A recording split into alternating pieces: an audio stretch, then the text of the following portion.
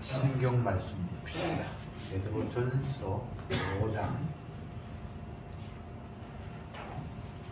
베드로전서 5장 6절부터 마지막 절까지 교독하겠습니다.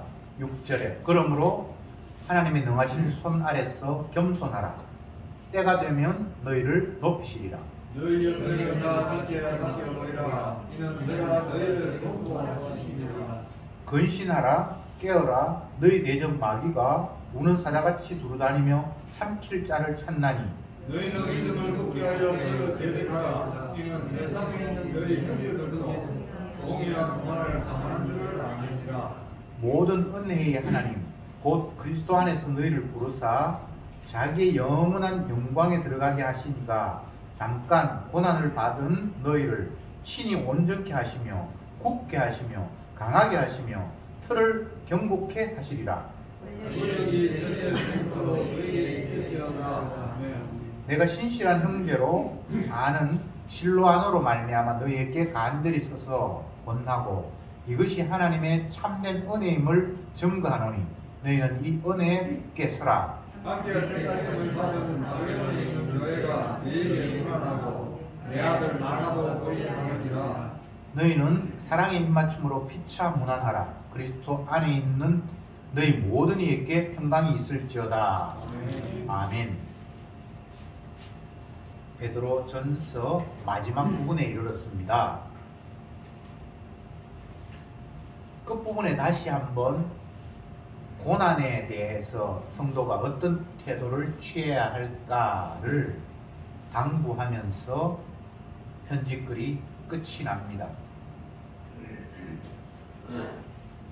베드로가 베드로전서를 흩어진 성도들에게, 소아시아에 흩어진 성도들에게 편지를 했는데 이걸 시기적으로 보면 주후 64년경, 그러니까 예수님이 십자가에 달리시고 난 이후에 많은 세월이 흘렀죠. 예수님이 33세에 십자가 돌아가셨으니까 그 이후에 약 30년 정도가 이제 흘렀고, 베드로도 예수님과 뭐 나이가 비슷하거나 조금 많은 그 정도로 이제 성경에 추적할 수 있는데, 베드로도 이 베드로전서 후서를 쓰고 난 이후에 얼마 있지 않아서 이제 세상을 떠나는 자기 인생에서도 거의 마지막이고, 또 그 시대적인 환경이 주후 64년이라고 하면 네로 황제가 로마에 정신이 이상해서 막 불을 지르고 난 이후에 기독교인이 이 불을 질렀다라고 그렇게 이야기하면서 기독교인들을 박해를 받고 하는 시대가 64년 조금 지나서 일어났고, 여러 가지 환경이 예수 믿는 사람들이 세상에서 극심한 핍박과 고난을 받는 그런 시기에 이 편지를 썼기 때문에 고난이라는 말을 유독 많이 반복하고 있습니다. 때로는 신앙인들이 약간은 평안을 누리면서 신앙생활을 할 때가 있는가 하면 극심한 고난이 찾아올 때도 있고 여러 가지 상황들이 있습니다. 궁극적으로는 복음 안에 있는 성도가 세상에서 살아가는 그 삶의 현장 자체를 성경은 고난이라고 하고 있습니다. 근데 이 베드로전서에서 기록된 고난은 그런 정도가 아니라 직접 복음 때문에 억압받거나 죽임당하거나 위협을 당하는 그 정도의 고난입니다. 그냥 세상 사람들이 우리를 잘 이해하지 못해서 왕따시키고 그런 정도의 고난은 아닙니다.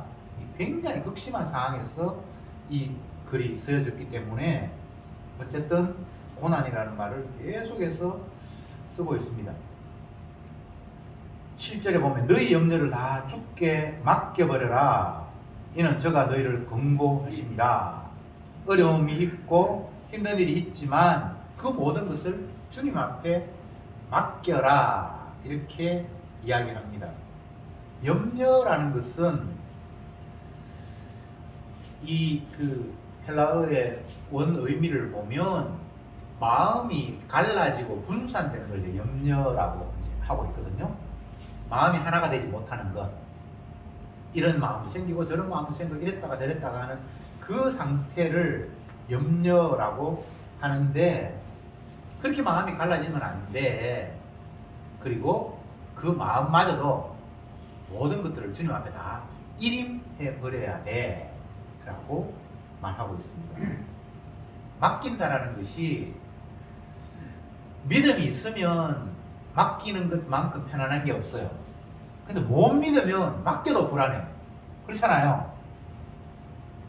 예수님께서 제 아들을 가르치면서 어린 아이를 데리고 와서 너희가 이 어린 아이와 같이 되지 않으면 결코 하나님 나라에 갈 수 없다라고 얘기했을 때 주님이 제 아들에게 어린 아이 같이 되었다라는 말은 어린 아이는 그렇게 마음이 달라지고 염려하고 불안한 게 없어요.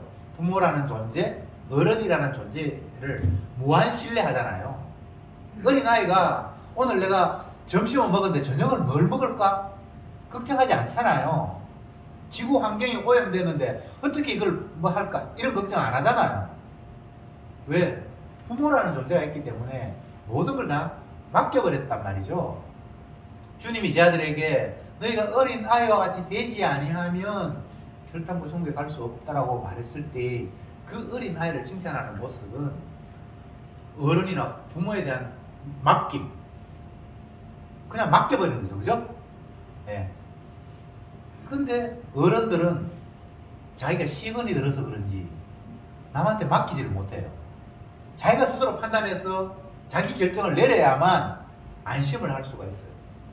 심지어 예수님이 주로 계시는데 우리는 그분에 의해서, 그분의 영광을 위해서 피조물로 지원받았는데도 불구하고 우리는 그분 앞에 맡기지 못해요. 내가 어떻게 해야 될 것 같고, 내가 나를 보살피지 않으면 큰일이 일어날 것 같고. 근데 뭐가 큰일이죠? 성도에게는 큰일이라는 게 있을 수 없습니다. 모든 것을 합력하여 유익을 주시는 하나님, 유익한 대로 이끌어 가시는 하나님이 계시기 때문에 우리에게는 큰 일이 없어요. 내가 죽으면 어떡하지? 죽는 건 당연하고요. 한 번 죽는 것은 하나님 정하신 바잖아요. 죽는 게 당연한데 뭐가 염려가 있습니까? 죽으면 안 된다라는 마귀의 유혹이 나를 지배하고 있으니까 죽는 게 두렵지. 말씀 안에서 우리는 다 피조물이기 때문에 죽는다. 한 번 죽는 것은 하나님이 정하신 바다. 그리고 죽음이 끝이 아니라 그 위에 영원한 심판이 있다 라고 말씀하시는 그 주님의 약속이 받아들여지면 두려울 게 없어요. 만약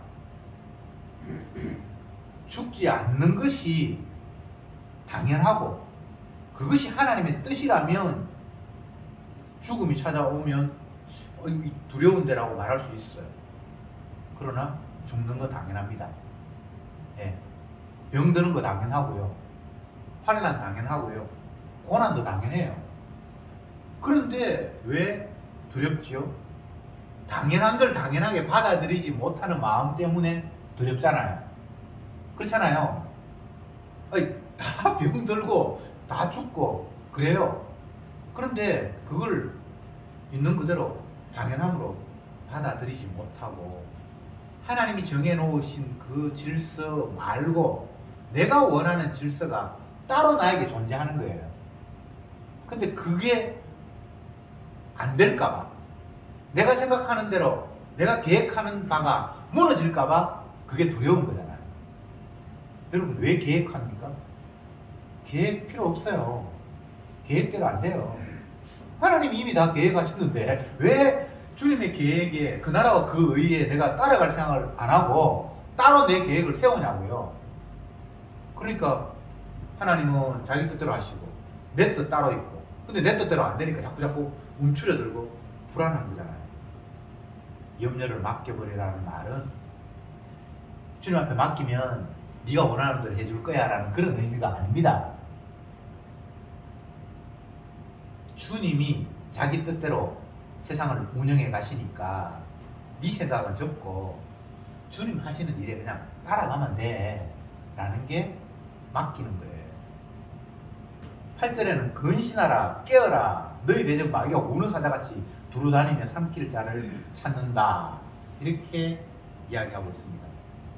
근신한다, 깨어있다 이런 표현. 쉽게 이야기하면 정신 차리라는 말이에요. 긴장하라는 말이에요. 근데 이제 왜 이게 긴장하라는 말, 정신 차리라는 말을, 깨어라는 말을 하는가 하면, 네가 지금 놓여 있는 환경은 마귀가 너를 유혹하려고 마치 굶주린 사자가 먹잇감을 찾듯이 그런 환경 속에 네가 놓여 있다는 겁니다.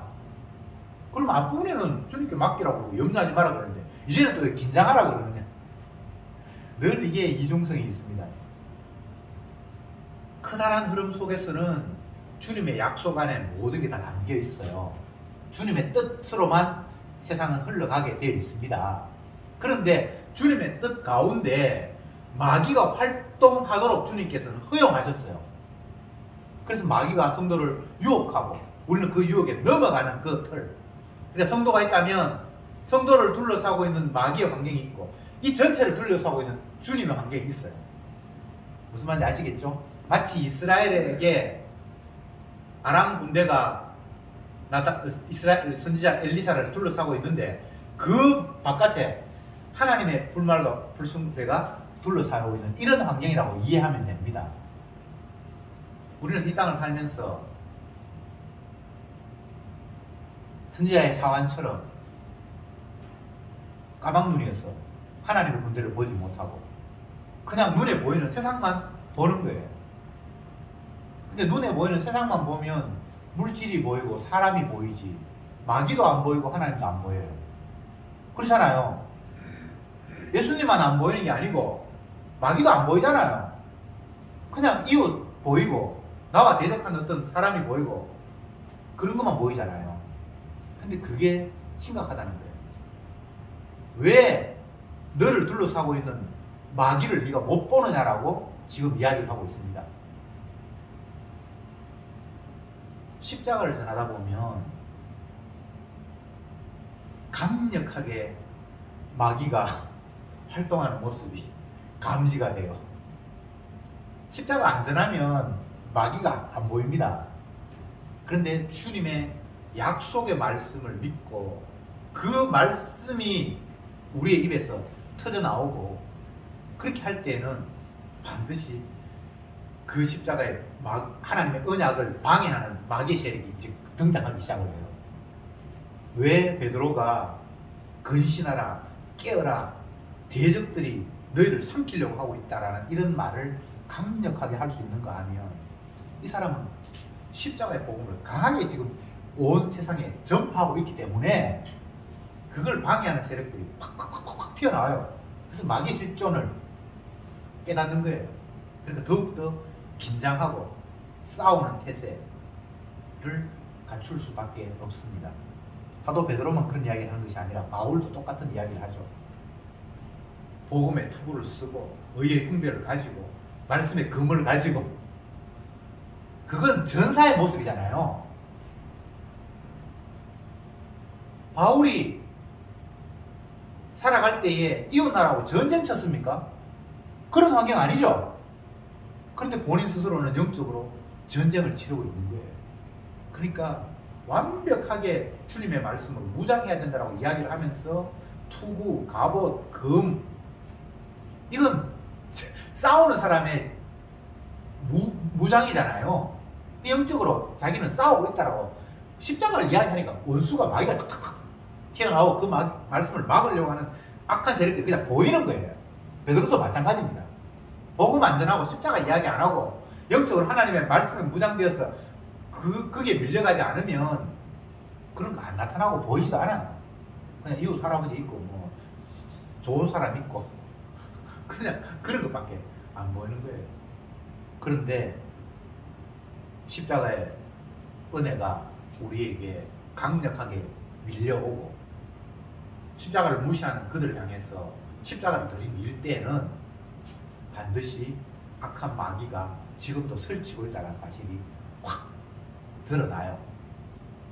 그럴 때 너희들은 근신하고 깨어 있어서 대적과 싸워야 한다.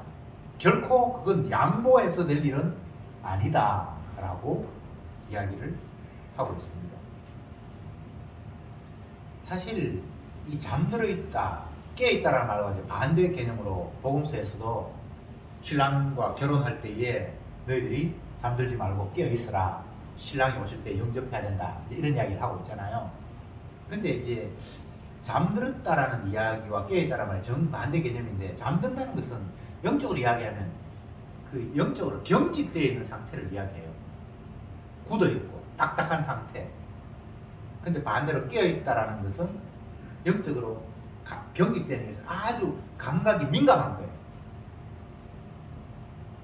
어떤 사람은 코가 아주 민감해서 잠들다가도 길거리 가다가 담배 피는 냄새가 다 들어오기도 하고, 어떤 사람은 귀가 아주 예민해서 멀리서 소곤소곤 들리는 소리도 다 듣고, 이런 것처럼 여기서 오늘 본문에서 너희들이 깨어라 근신하라, 이 말은 영적으로 촉각을 곤두세우고 경직된 상태가 아니라 예민하게 뭔가를 판단하는 그런 마음 자세가 돼야 된다는 거예요. 그러니까 지금 베드로가 하는 이야기는 이 세상이 복음 못 전하도록 마귀는 날마다 설치고 있는데, 너희들이 예민한 모습으로 그 대적을 파악하고 지지 않게 그 복음을 가로막는 그 세력이 그냥 네가 삼켜버림을 당하지 말고 끝까지 창을 가지고 복음의 검을 가지고 그들의 방패를 뚫고 십자가 복음을 강하게 전해야 된다라는 이야기를 하고 있는 거예요. 평소에 주식 이야기하고 코로나 이야기하고 이러면 별로 싸우지 않아요. 생각이 좀 달라도. 근데 십자가 이야기하면 발칵 화를 내요. 지금 과학시대 무슨 쓸데없는 소리 하고 있는데, 제발 그런 소리 좀 하지 말라고. 기분 나쁘다고. 근데 성도는 십자가의 증인이에요. 베드로식으로 이야기하면 핏부림을 증거하기 위해서 부름을 받았어요. 나는 주님이 자기 피를 뿌려서 나를 뒤집어 씌웠어, 이런 이야기잖아요. 이게 오늘날 시대에 먹혀 들어가는 이야기입니까? 학생들이 학교 다니면서 수많은 지식을 배우는데 그 어떤 책에서도 네가 예수님의 핏부림을 증거하기 위해서 너는 이 땅에 태어났다, 이런 이론을 이야기하는 데는 그런 책도 없고요, 그렇게 말하는 사람도 없고요. 근데 주님의 계시를 받아서 말하고 있는 사도들의 이 글을 보면, 그들의 주장을 보면 계속 그런 이야기를 하고 있거든요. 예수님의 핏부림을 위해서, 그 피의 효력이 얼마나 대단한가를 보여주기 위해서, 그 피가 얼마나 고귀한가를 보여주기 위해서 주님은 너를 불렀다. 그것 때문에 네가 이 땅에 태어났고 그것 때문에 네가 아직도 살아있다. 이 이야기를 지금 하고 있는 거예요. 삶의 이유를 묻는 자에게, 제가 옛날에 읽었던 책 제목이 삶의 이유를 묻는 자에게. 근데 그 사람들의 내용은, 그 책의 주장의 내용은 십자가 핏부림을 위해서 네가 살아있어, 이런 이야기를 하고 있지 않아요. 엉뚱하게 그와는 전혀 다르게 네가 남을 도와야 하고 같이 어울려서 살아야 너도 행복하고, 이런 이야기를 쭉 하고 있다 이 말입니다. 그러니까 세상은 다 십자가의 원수예요. 예수님의 공로를 가리는 일에 세상은 완전히 포위되어 있어요. 마귀가 우는 사자같이 산길차를 찾는다라는 이 이야기는 세상은 그런 관점으로 구성되어 있다라는 이야기입니다. 그러니까 우리가 정신을 바짝 차려야 되죠. 그냥 세상의 흐름대로 뚝 따라가다 보면 십자가 없는 쪽으로 그냥 우 흘러가 버리고, 그냥 니 좋고 누이 좋고 매부 좋고 서로 사이좋게 지내면 너도 편하고 나도 편하고 그냥 이거 말고는 없어요. 그래 뭐 우리가 육을 가졌으니까 먹어야 되고, 그리고 서로 싸우지 말고 사이좋게 지내면 되지. 그래 뭐 그러자. 전혀 십자가 없는 식으로 그냥 흘러가 버리죠. 먹을 것 든든하게 있고 이웃과 사이좋게 지내면 그게 우리의 죄를 사합니까? 그렇게 해서 영생을 얻을 수 있습니까? 아니면 열심히 공부해서 좋은데 취직하고 자녀들 장가 잘 보내고 뭐 딸내미 시집 잘 보내고 세상은 그런 이야기를 하잖아요. 근데 그렇게 흘러가면 그는 자기의 죄 문제를 주님을 십자가 못 박아 죽인 그 죄를 해결할 수 있습니까? 그러면 영생 얻습니까? 전혀 생명도 안 되는 거예요. 진리도 아닌 것을 우리는 맞는 것처럼 서로 주고받으면서 어울려서 살아갈 수밖에 없잖아요. 정신 차리지 않으면, 근신하지 않으면, 깨어있지 않으면. 뭐 직장 든든하게 있고 회사도 잘 돌아가고 아직은 몸 건강하고 아무 문제 없다. 그게 진짜 아무 문제가 없는 거냐고 베드로는 우리에게 이야기하고 있는 거예요. 정신 차려. 지금 세상이 어떤 세상인데 마귀가 너 집어 삼켜버리려고 계속 주님께서 약속하신 그 십자가 생명 가리고 있다라는 거 너 제발 깨달아야 돼. 그거 모른다면 그건 이미 성도가 아니야 라고 베드로가 강하게 이야기를 하고 있습니다. 사자가, 굶주린 사자가 먹을 것 찾으려고 어르렁거린다라는 이 표현들은 정말 뭐 케냐나 이런 아프리카나 정글이 있는 곳, 그죠? 그런 곳에서는 실감 나는 이야기거든요.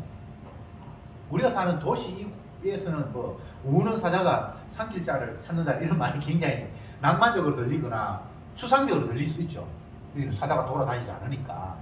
그런데 우리가 숲속에서 놓여 있고 또 사자가 먹을 것이 없어서 굶주린 상태에서 지금 우리하고 대적하고 있다는 상황을 한번 여러분 잘 생각해 보세요. 우리의 영적인 환경이 이런 환경이라고 정신 안 차릴 수가 없겠죠, 그죠? 근데 복음 안 전하면 십자가의 은혜를 염두에 두지 않으면 이런 식의 생각이 들 수도 없고 이런 환경이라는 걸 전혀 감 잡을 수도 없는 거예요. 자녀들에게도 가족들에게도 복음을 이야기하면 이제 이 세상 환경이 야 진짜 마귀가 복음 가리려고 완전히 장악한 세상이구나라는 게 감 잡을 수가 있게 되는 거죠. 9절에는 이렇게 이야기했습니다. 너희는 믿음을 굳게 하여 저를 대적하라. 이는 세상에 있는 너희의 형제들도 동일한 고난을 당할 줄 알미니라. 믿음을 굳게 해라. 그리고 저를 대적해라. 사람들은 누구나 싸우는 걸 좋아하지 않습니다. 제가 어릴 때 기억 가운데 우리 아버지에 대해서 안 좋은 기억이 있는데 제 아버지는 어디를 가도 자꾸 불만을 이야기하고 다투고 싸웠어요. 구청에 가면 뭔가 자기 마음에 안 들면 구청장 나오라 그래 그러면서 막 고함 지르고 막 늘 그랬어요. 심지어는 물건을 사러 가도 자기가 생각할 때 적당하게 가격으로 흥정을 해야 되는데 그렇게 안 깎아주려고 그러면 막 화를 그랬던 기억이 나요.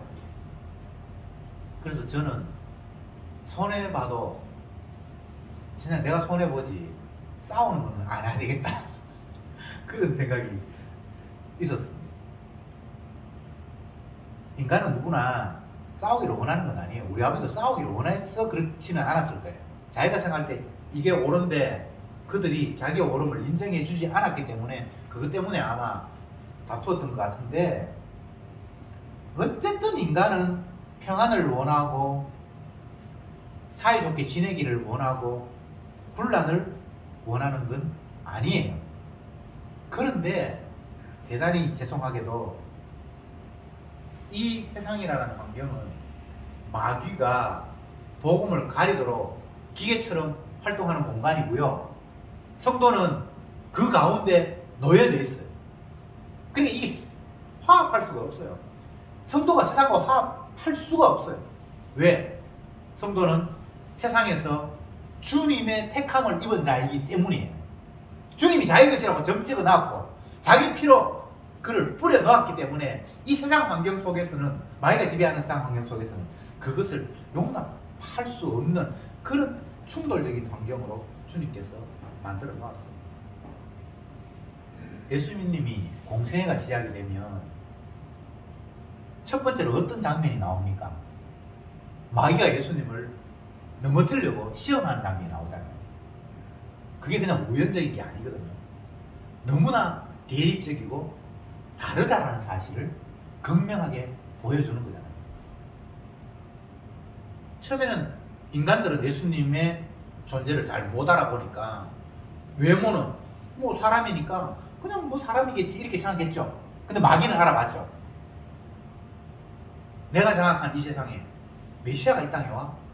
그러니까 메시아를 대적하고 알아보고 그를 넘어뜨리려고 고도의 전술을 쓰잖아요. 하나님의 말씀을 가지고 예수님을 시험하잖아요.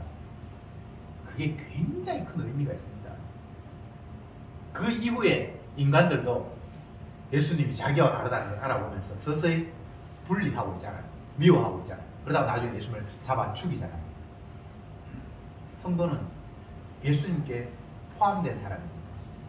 주님에 소속된 사람입니다. 그래서 예수님이 이 땅에서 당했듯이 성도들이 이 땅에서 왕따가 될 수밖에 없도록 대립되고 충돌되고 서로 대적할 수밖에 없는 환경 속에 놓여 있습니다. 그러니까 성도는 긴장할 수밖에 없죠. 깨어있을 수밖에 없죠. 적진에 들어가면 누구나 다 조심하고 긴장하잖아요. 도둑이 남의 집을 침범할 때에는 발자국 쾅쾅쾅 그러면서 떳떳하게 들어가지 못합니다. 자기를 가리고 숨기고 뒷발 들고 살고 들어가잖아요.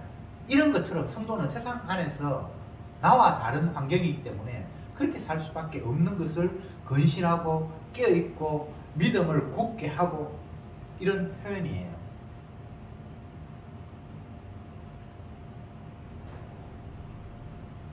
사람이 복장을 갖추고 집을 나서는 순간 약간은 긴장을 하면서 살아가잖아요. 그런데 모든 걸 다 끝내고 집에 돌아오면 자기를 이렇게 감쌌던 그런 옷들을 다 벗어버리고 편안하게 생활하잖아요. 세상 환경은 복음을 방해하는 구도로 마귀가 십자가를 집어삼키려고 하고 성도를 십자가로부터 분리하려고 안간힘을 쓰는 이런 그냥 기계 구조예요. 기계입니다. 기계. 마귀는 그런 환경 속에 우리가 놓여 있어요. 컨베이어 벨트가 돌아가고 거기에서 어떤 공정을 맡은 사람은 그 기계적으로 그 공정, 그 시간 안에 뭔가를 이렇게 착착 하듯이 마귀는 이 세상 속에서 컨베이어 벨트처럼 십자가를 방해하는 일을 그냥 기계적으로 반복하고 있어요.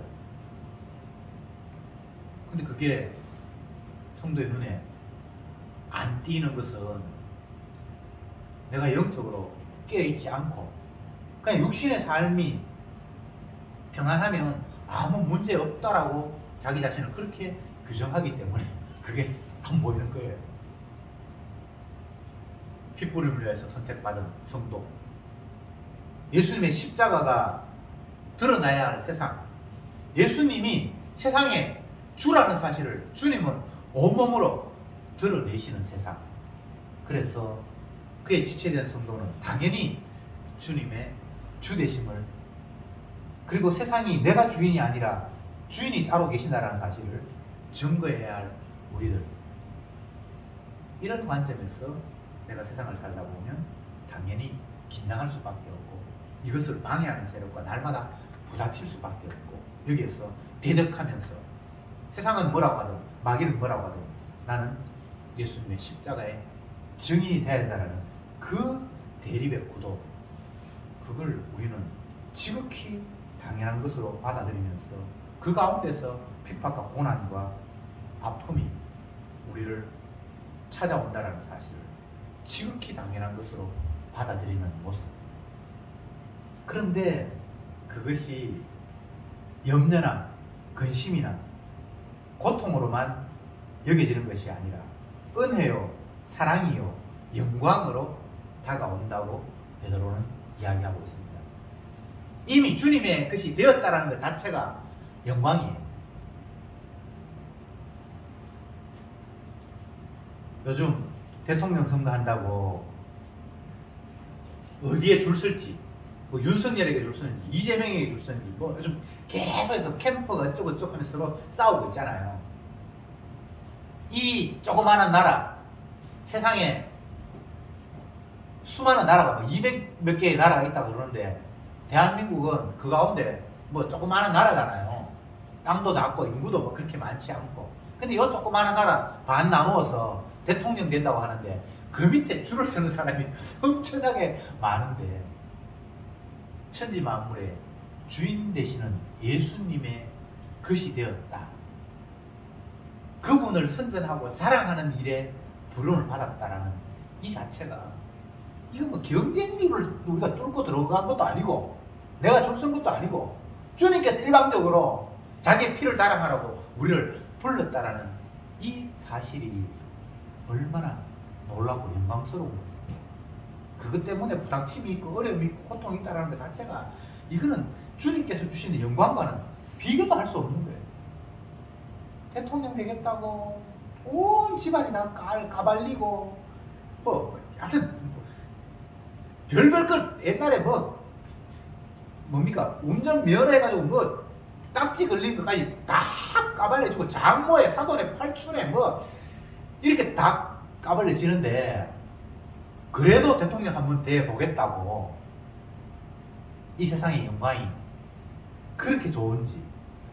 그런데 우리는 이 세상의 영광이 아니고 영원한 주님의 주되심을 드러내고 그분의 피뿌림을 자랑하기 위해서 선택받아서 그 피를 자랑하는 이 영광, 이게 저와 여러분에게 정말 영광으로 다가오길 바랍니다. 그러면 기쁜 마음으로 십자가를 자랑할 수 있고 또 그 가운데 수많은 대적이 우리를 삼킨다 할지라도 주님이 우리와 함께 하시니까 삼킴을 당할 수가 없는 거예요. 그러니까 대적과 당당하게 싸울 수 있죠. 내가 부서지는 한이 있더라도 주님의 복음은 여전히 흘러 넘치니까. 이래서 죽거나 저래 죽거나 늙어서 죽거나 교통사고를 죽거나 복음 전하다가 죽거나 죽는 거랑 똑같은 거예요.